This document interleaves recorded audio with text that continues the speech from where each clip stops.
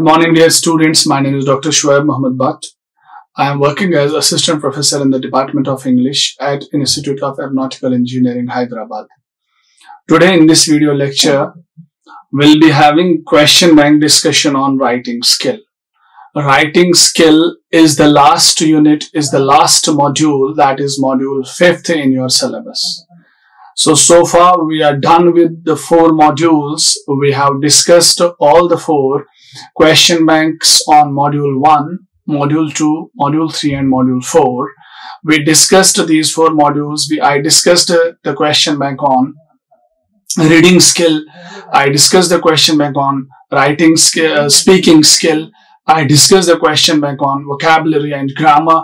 I discussed the question bank on communication skill and listening skill. Now we are done with the last module. It's on writing skill. So in this lecture, we shall be discussing this question bank on writing skill. Before I go with the question bank, before I go with the questions which I have chosen for the discussion here, I would like to tell you one thing. I would like to make you aware with the pattern of question paper. So in your question paper, we are having 3 types of questions. We are having 3 categories of questions. There are 3 categories of questions. Number 1 is problem solving and critical thinking question. Number 1 category. Number 2nd category, that is long answer questions. And number 3rd category, that is short answer questions. So when we talk about part A, problem solving skill, problem solving ability, critical thinking skill or critical thinking ability will be checked. So questions are framed in such a way so that you will be able to use your problem solving skill and use your critical thinking skill. So this is the purpose of question, this part A. Part A contains those questions only where you need to use your problem solving skills and critical thinking skills. So if I start part A, I have chosen a question by which we can check your critical ability, critical thinking and problem solving skills. The question is, illustrate briefly about the techniques for paragraph development. Techniques for paragraph development. We need to briefly define, briefly discuss different techniques for the development of a paragraph. Because if you know, if you are aware, if you remember in our last module, in our 5th module, there are certain questions, there are certain topics, sorry, not questions, but topics.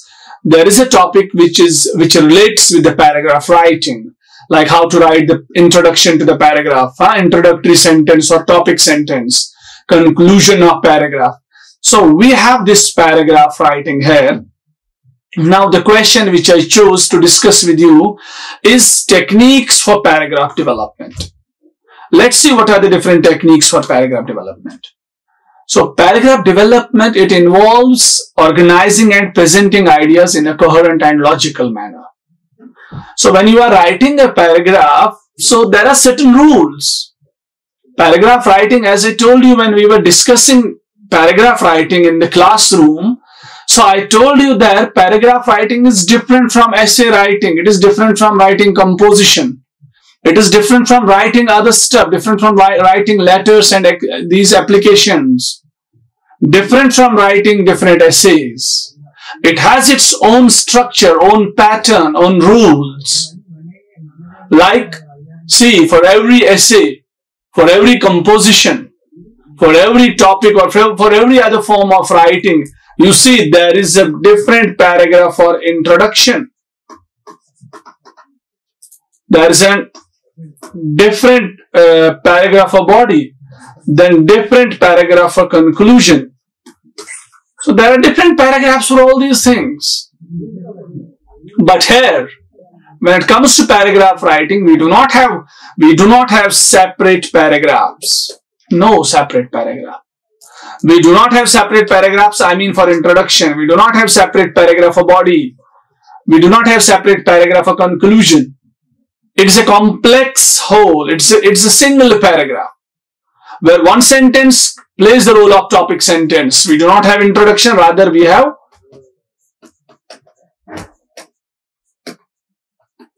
topic sentence here. We do not have conclusion, we have concluding sentence here. We have concluding sentence here. So when it comes to paragraph writing, we see in paragraph writing there is no separate portion for introduction, there is no separate portion for the body, there is no separate portion for the conclusion. Rather, we have a single sentence. That sentence is called as introductory sentence, and it is that sentence which plays the role of introduction to your whole paragraph. And when it comes to conclusion, we do not have a different paragraph for the conclusion. We have a single sentence that sums up the whole paragraph in a single sentence that contains the claim of whole paragraph. So what we see, paragraph development, when we are developing a paragraph and we are constructing a paragraph, it involves organizing, presenting ideas in a coherent, effective manner within a paragraph. So now when you are having only sentences, when you do not have extra space to write about the paragraph, obviously there are chances that the paragraph may be having coherent or effective manner. There may be a logical order in the sentences of paragraph. I am just giving you a kind of a hypothesis. And I know the reality, we all have discussed that it's not may have, but every paragraph must have the coherence. All the sentences must follow a logical order. There must be a logical order in every sentence. And there are several techniques that writers are using to develop or to achieve this organization, this development in a paragraph. There are certain techniques, like number one is unity. Now, what is unity in a paragraph writing? Unity, it refers to the idea that all sentences in a paragraph should be focused on a single main point or a topic. As I told you, as I gave you the introduction, every paragraph contains a single idea. For example, you are writing a book, you are writing a chapter. A chapter contains 10 paragraphs. Why do we divide paragraph? Why do we divide the written material in paragraphs? Because we divide it in paragraphs because every paragraph contains a different idea. A different claim is in every paragraph. So that's why, in order to divide, in order to make transition from one idea to another idea, we are dividing the content into paragraphs so that a reader can easily identify, yes, this is a place where there is transition from one idea to another idea, where there is transition from one point to another point, one claim to another claim. So this unity means all the sentences in the paragraph, they should focus that single theme, that single idea which a writer is presenting in a paragraph. Every paragraph contains single idea. Now we can bring unity to the paragraph when all the sentences, they revolve around that central theme or the main idea. So that is, by that we can bring unity to the paragraph. Then each sentence should contribute to the development of the central idea, avoiding irrelevant or off-topic information. Now, how can we bring or how can we develop this unity? We can develop the unity when all of the sentences, when each sentence contributes to the development of that main theme, main idea. When we do not include any sentence which is irrelevant, which is off-topic information, which contains off-topic information. So unity can be given or achieved in a paragraph writing when all the sentences of a particular paragraph are revolving around that single idea for which a paragraph is being written.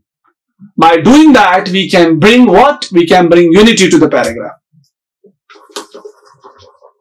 Then we have next point, that's coherence. What's coherence? It involves smooth flow of ideas within a paragraph. Smooth flow. See, when you are writing a single paragraph on a single theme, and all the sentences, they are following a particular order, and all the sentences, they are developing that central idea, they are revolving a central idea a central theme, a central point which you are discussing in the paragraph, it means there must be a smooth flow of ideas within a paragraph. So whatever the supporting ideas you are discussing in the paragraph, there must be a smooth flow. It should seem all the sentences, they are internally connected, logically connected. There is a smooth flow of different sub-ideas in that paragraph. And now there are transitional words and phrases. These transitional words and phrases can be used to connect sentences and ensure a logical progression of ideas. Transitional words, transitional phrases, like when you are making a transition from one idea to another idea, one sub-idea to another sub-idea, we are using words like however, therefore, as long as, meanwhile, like this, apart from this, according to someone's opinion. These are the words and phrases which we use when we are making transition from one idea to another idea. So these transitional words, they must be used to connect sentences and they should ensure a logical progression of ideas. You can bring coherence to your paragraph when you are making an active use of transitional words. What should transitional words, how can these transitional words serve you? They can serve you in one way when all your transitional words or phrases, they should ensure you logical progression. They should not just divert the attention or divert the claim of the sentence. Rather, they should ensure a logical progression of ideas. Then we have the next point, that is topic sentence. Topic sentence is a crucial element. One of the crucial elements is topic sentence. Why is it a crucial element? It is a crucial element because it introduces the main idea of the paragraph. The main idea of your paragraph is given by a single sentence which we call as topic sentence. Now, there is a single idea, there is a single sentence which plays the role of an anchor, which plays the role of a guide to the reader, which shows the way, which shows the path, which reminds the reader what you are expecting to read from a particular paragraph. That can be spoken to you by topic sentence. It provides clear focus for the reader. It helps the reader to set the tone for the rest of the sentences. A reader sets the tone, makes his or her mind for the rest of the sentence when he or she reads the topic sentence. Your topic sentence should clearly justify, it should clearly showcase what's coming up in the next sentences, in the upcoming sentences. Then we have supporting details. They are specific examples. These details are specific examples, evidences or explanations that bolster and clarify the main idea presented in the topic sentence. After the topic sentence, we are having supporting details. Means other sentences.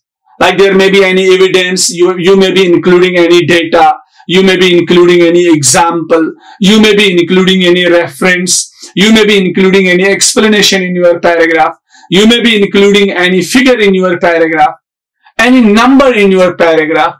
So why we are using supporting details? So that they can support or they can help the main idea which we presented or which we started in the topic sentence. So supporting details are all those details in a paragraph which are supporting the main claim in the paragraph, the main idea in the paragraph. These details, they provide depth and context to the paragraph. They provide depth. They provide you depth and context to the paragraph. By providing supporting details, you are giving the depth to the paragraph and context to the paragraph.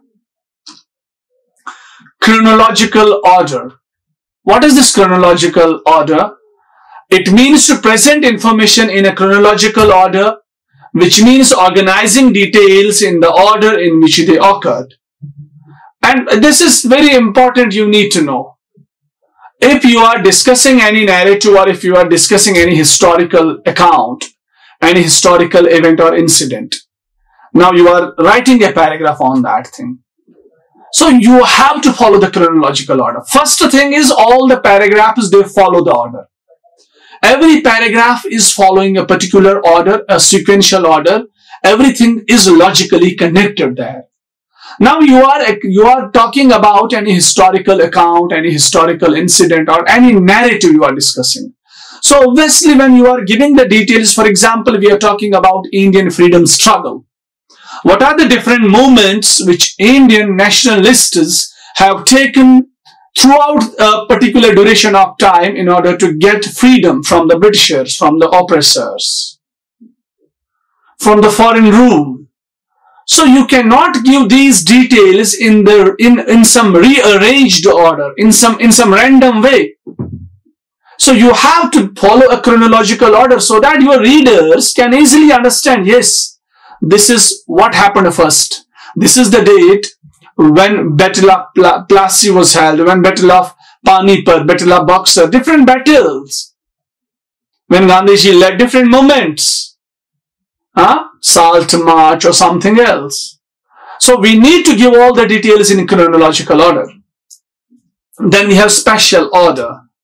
So this order arranges details according to their physical or spatial location. This technique is often used in descriptive writing to create a clear picture for the reader. So here we give the order to the sentences according to their physical location. Means where should a sentence be located so that it can create a clear picture for the reader.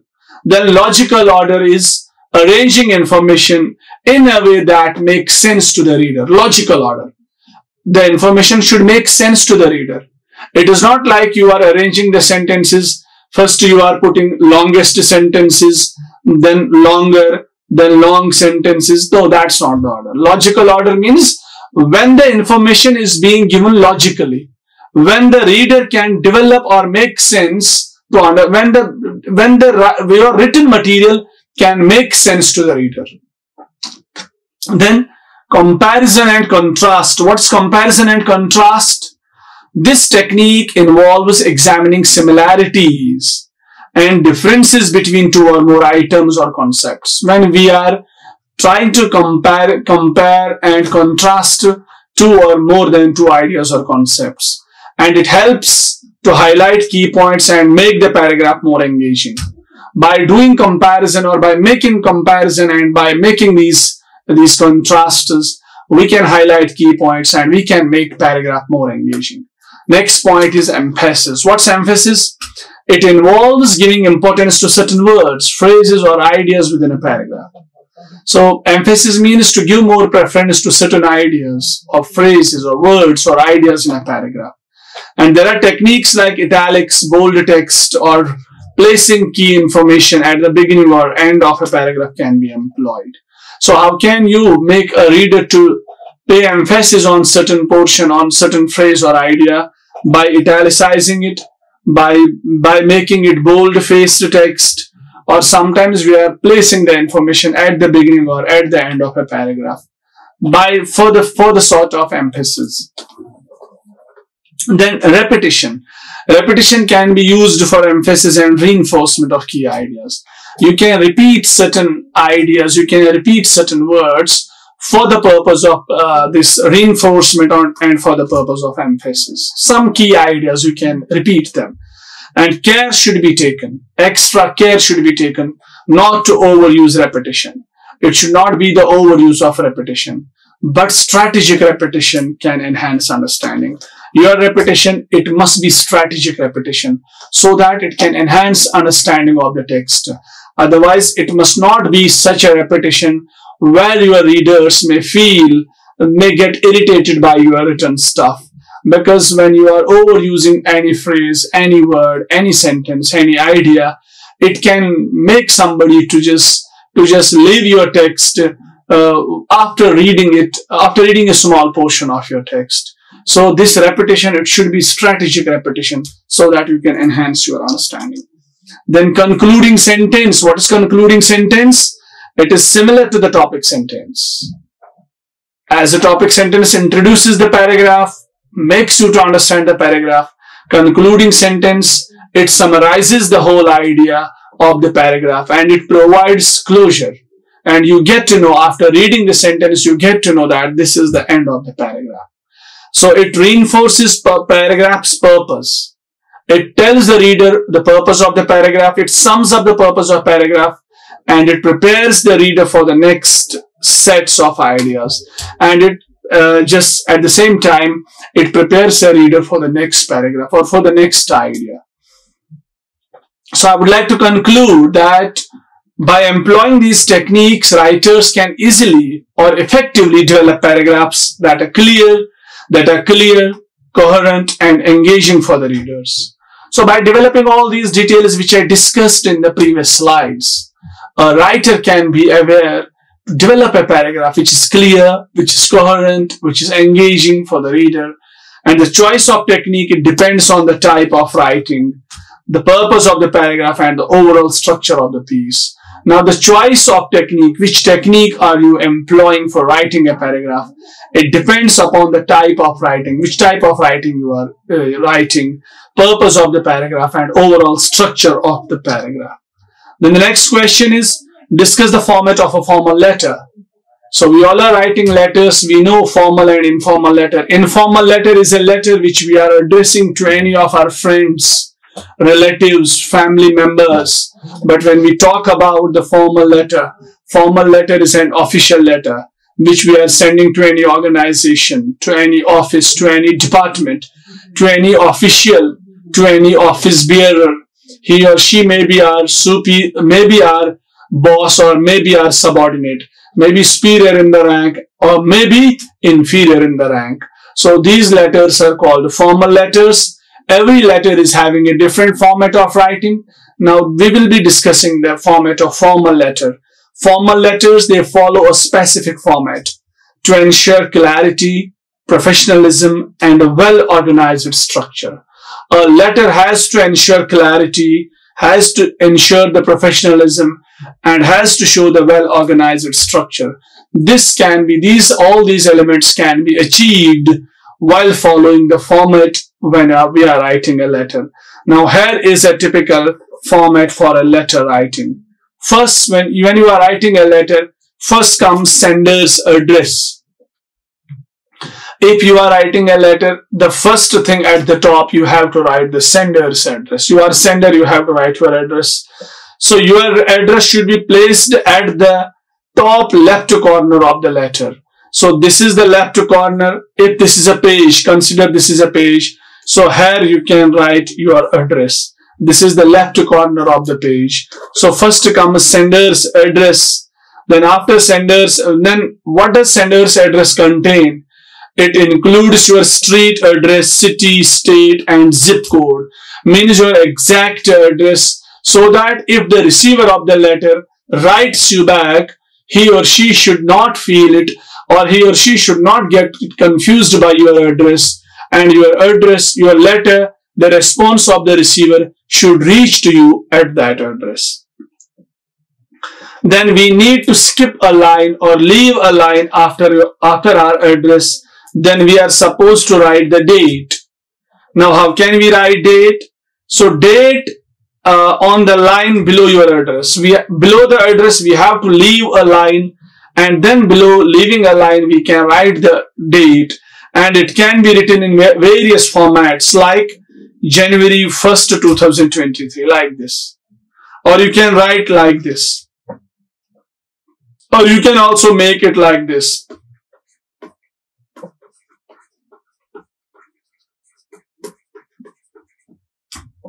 These are the different formats for writing date in a formal letter.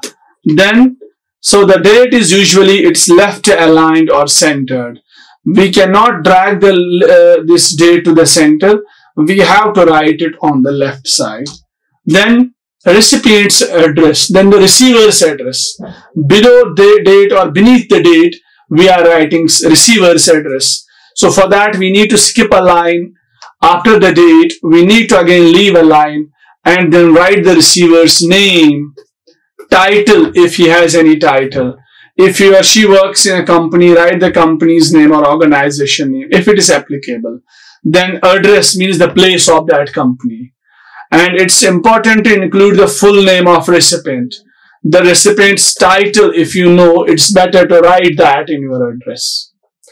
After the address comes next point, which is very important. That's called a greeting. But in the technical term, we call it salutation. Salutation means begin the letter with a formal salutation. It is always better to use courteous language, respected language. Like we can use the title like Dear Mr. Smith, Dear Miss Johnson. Or we can write Respected Sir, Dear Sir. If we do not know the gender, of that person, we can write Dear Sir, then oblique ma'am, like this. Dear Sir, then oblique ma'am. Or we can write madam also instead of ma'am. So there are people who are writing this ma'am, it's wrong. So ma'am requires this apostrophe. This one is correct. So, or we can use any generic this salutation like to whom it may concern if you do not know the recipient's name. Then there is body, where comes first opening paragraph. It comes in the body of letter writing. So the opening paragraph, it should introduce the purpose of the letter. There are people who do not need introduction. There are people who don't have time to read your letters. It's better to be concise, be to the point.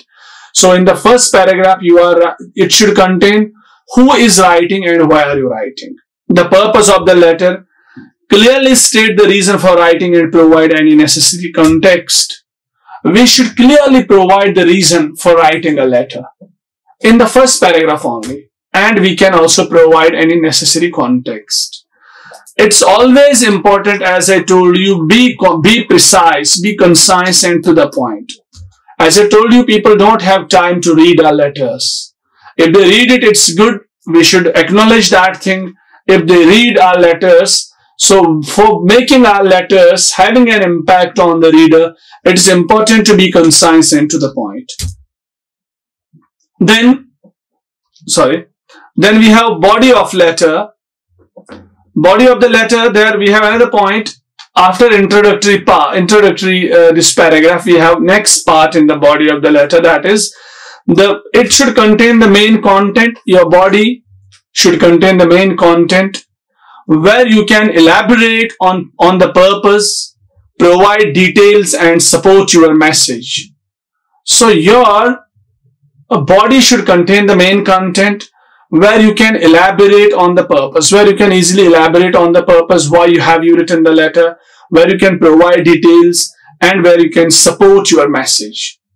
So these are the things which are required for the body of the letter. Then organize your thoughts logically and use paragraphs to break up different points or ideas. It's important to organize your thoughts. You need to organize your thoughts logically and use paragraphs. There should be a logical order in our thoughts, and it's always important to break the paragraphs so that we can make good transitions from one idea to another idea. Then closing paragraph.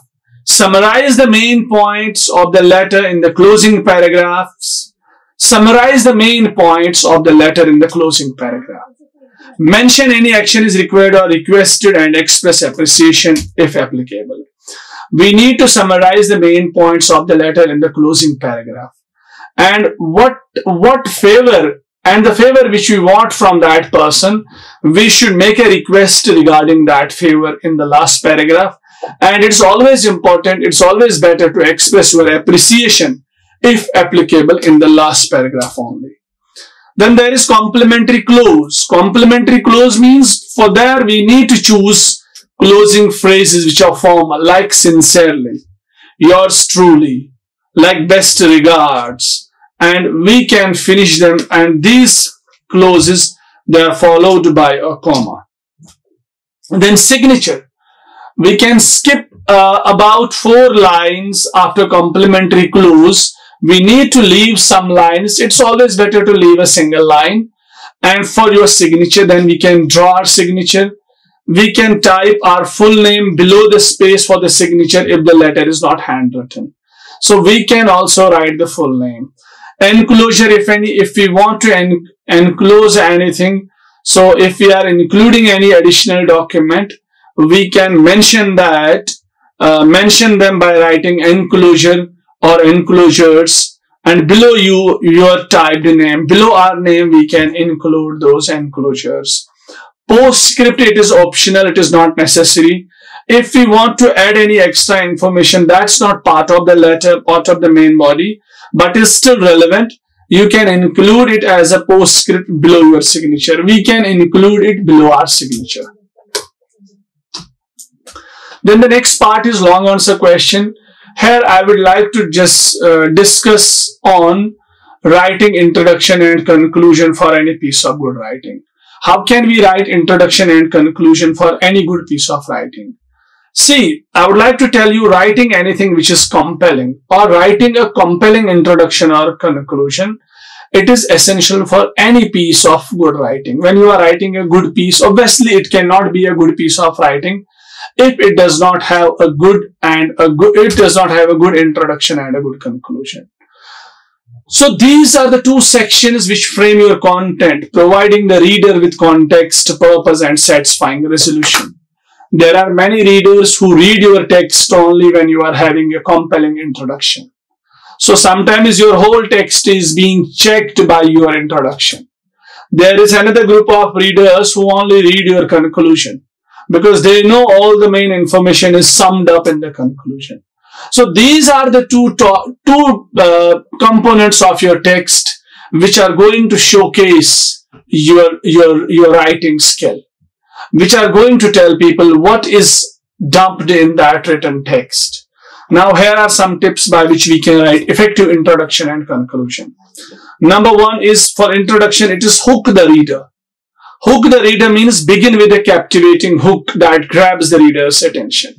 When you are writing the introduction, it's always important to write with such an idea, such a concept, introduce such a concept, such a sentence, such a phrase, such an idea, which grabs the attention of readers.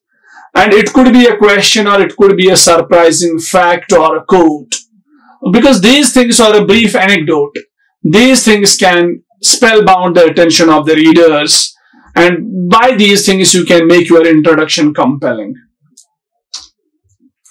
Then the next point is provide background or context.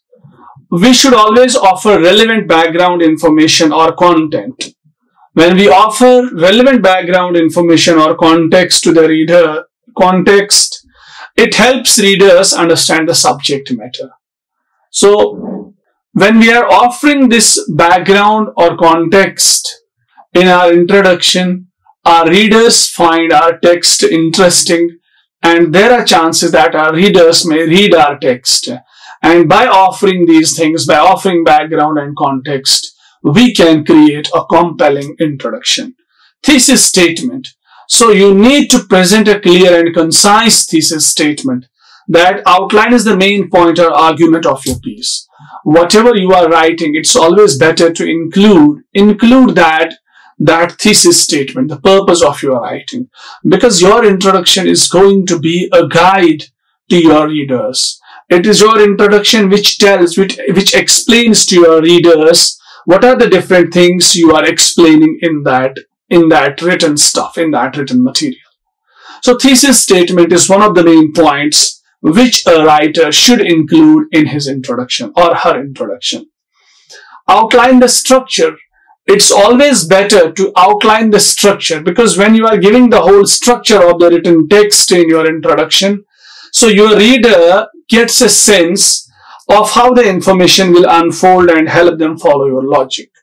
It helps the readers to grab the information and helps them to follow your logic. Means the logic which you have employed or applied in your written text, that can be followed by the readers when you make them aware regarding the structure of your content in your introduction. Personal development and academic success and entertainment relaxation.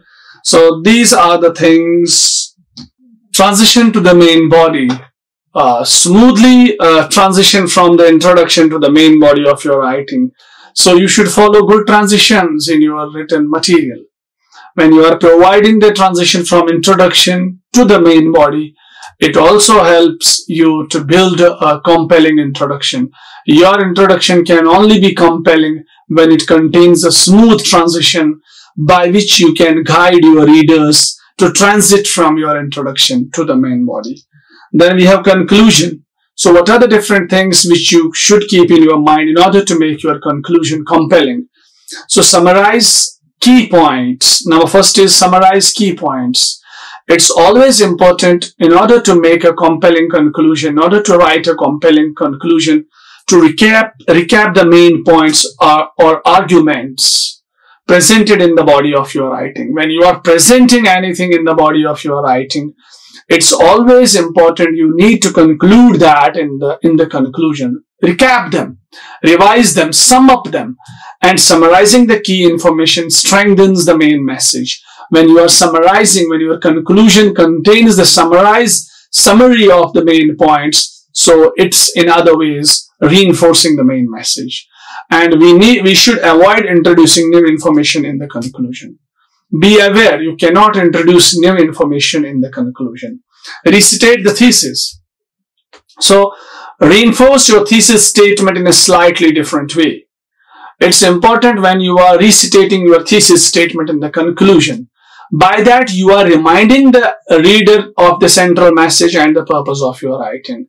And your readers can easily they can easily assess, or they can easily check whether they have got all those ideas, all that information which your thesis statement has introduced in the introduction.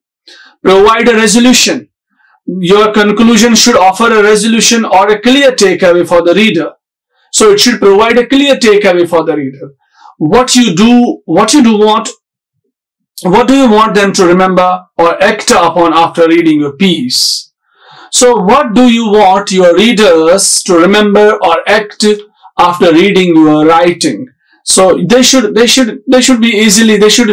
conclusion should give your readers, or it should provide such a space to the readers so that you feel at the end, yes, they have taken all the takeaways which I expect them to take from my written stuff. So this resolution should align with the goals you set in the introduction. Then make a call to action if applicable. If your writing calls for it, prompt the reader to take specific action or consider with a particular viewpoint. It's in other sense, it's like a feedback. Now, if your writing just allows you, we need to prompt the reader to take a specific action. So a writer should take a specific action regarding the text which he has read. This call to action, it can be powerful in leaving a lasting information. So we can also write something at the end we can give as extra information, so that this call to action can have a lasting impression in the mind of the reader. And with a memorable closing, it's always better to craft our closing statement that leaves strong impression in the mind of readers. It can be a thought-provoking statement, it can be a call for reflection or a memorable quote. Then circle back to the introduction. It's optional. So if appropriate, if time allows you, if it is appropriate, you can reference or circle back something mentioned in the introduction.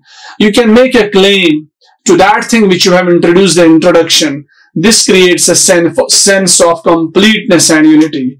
By doing this, it gives you a sense of completeness that yes, the claim which you raised in the introduction has been fulfilled till the last line of the paragraph.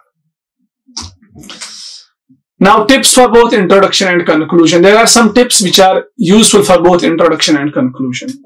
Number one is be concise. When you are writing introduction and conclusion, it's always better to be concise, be to the point, avoid unnecessary details and avoid unnecessary repetitions. Maintain consistency.